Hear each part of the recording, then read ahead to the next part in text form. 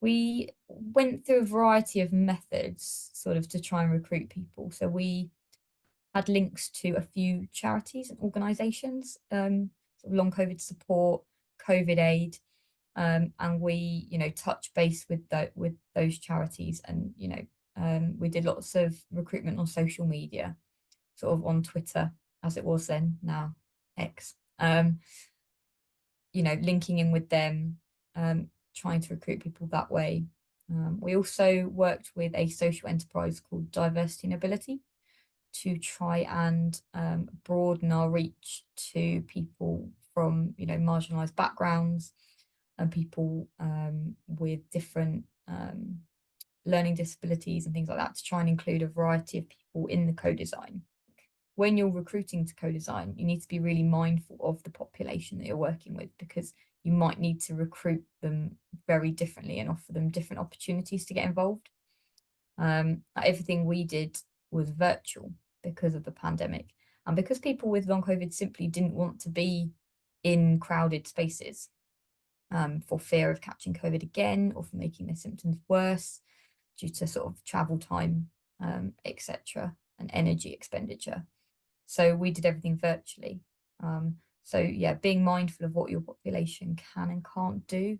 I think what people wanted was ways to be involved at every level. So we've had people become peer researchers and who are actually now applying for PhDs based from being involved in the network, all the way through to people just saying, I just want to be contacted if there's a survey, or if I can be part of a half-an-hour interview. So I feel involved, but it's not a huge commitment. And I think people just wanted to know what the different levels of involvement were, and then be able to be free to choose which one they wanted at the time, or which suited their life or the time at that moment.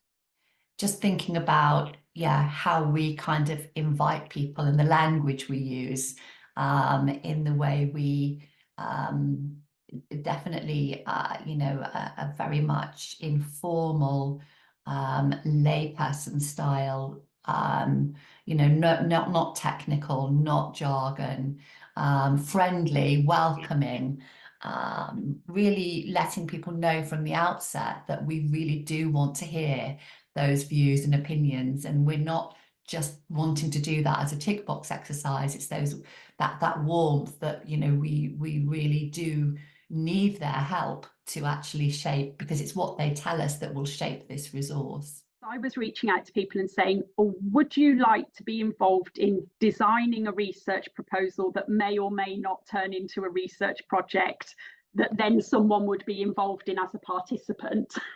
I think there was a bit of confusion that people understandably were like, research, you want me to be the participant, you want me to do the project. Once people were on board with, we're not testing something yet, we're thinking about what would be important to test and what you think's really important, then I did get some interest and people who did commit to coming to events and providing information.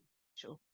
I think for this group, I think if we were just researchers asking, academics, research at universities asking for, PPI and reaching out, I don't think we would have been as successful. Having a trusted, known third sector organisation has been really crucial, I think, because the men are not trusting of universities, I would say, or they have attitudes and opinions about universities of being snooty. They're not places where they feel comfortable with, or it's just, they're like, the ivory tower kind of, it's places none of these guys in particular don't go to university, don't really know very many people that have. It's not places for them. So I think the third sector organisation has been really crucial in that way.